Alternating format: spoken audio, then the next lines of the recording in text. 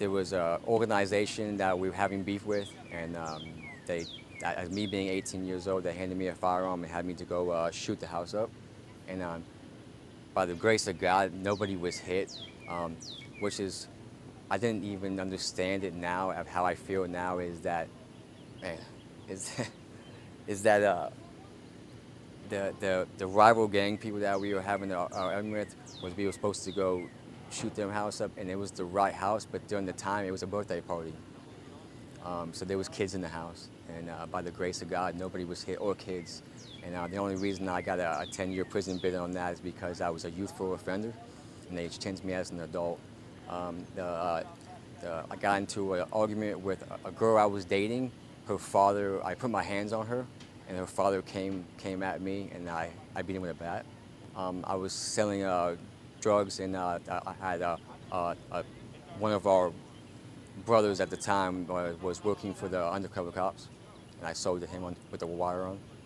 So some of the craziest things I think I've witnessed and lived through in the chain gang, I've seen somebody get cut with a cocaine across the throat and didn't make it. There's another guy I've seen get wet up about 47 times. I've seen lockers get dropped on people's heads. I've seen officers get stabbed. It's not a good place. So I remember probably one of the craziest things we were going through is we were going through with another organization. We were supposed to bring in some drugs, and they were going to drop it off. And as one of my brothers was going to bring the drugs in, the amount that was dropped off, they said was more than what it was, and they said that we stole from them, and it was just all out war. Just smash on sight. It's probably the most scariest, dangerous parts of walking around. You don't know who's who and what's going on. That's probably one of the scariest parts of my life.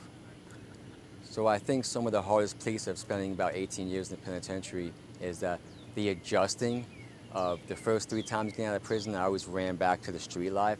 But now being different is to walk around with the gang tats on my face is very, I don't like to be around a lot of people, but I feel like God is going to use my past and the gang tattoos to reach some of the people that are still lost.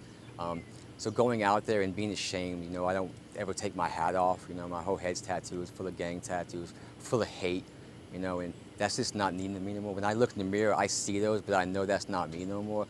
But the world is very judgmental. They don't understand the struggles of having those gang tattoos on me. And I thought about removing them, but the Bible says, not the tattoo of the body, which I think God would understand.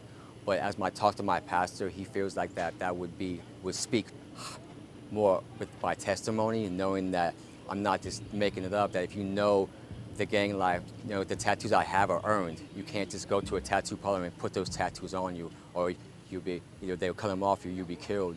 So to still walk around with that, which is also fear of running into some of my ex-gang members and still having those tattoos on me and no longer being a part of that, could also be dangerous. And it's just the judgmental of rival gang members or judgmental of society looking at you as you're still that violent person, when I know that God has changed me completely. I'm no longer that violent, angry man anymore. So I still struggle with that, of not knowing if I'm ever going to get rid of that feeling of unworthiness or the looks I get, or being hurt by somebody that doesn't understand that I am now a child of God and not that person no more, because I still rep those tattoos on my face. I was unforgiven, and then I became a full-patch peddler, so for the outlaws. This is a 1%er. The most amazing thing is, you never tell God what you're going to do. Because when I left that prison gate, I told God, I made a promise I would never step foot back in the penitentiary. And how God works is, I go back into the penitentiary, but now as ministering to them to show them what God can change your life. And it's just amazing that once I was never going to come out of there, to the point that now I willingly go in there to try to show the love of Christ and how he's changed my life and how he can change their lives, that their life is not over because of the shame or guilt or whatever crimes they fit, that God will forgive you for whatever crimes you've committed.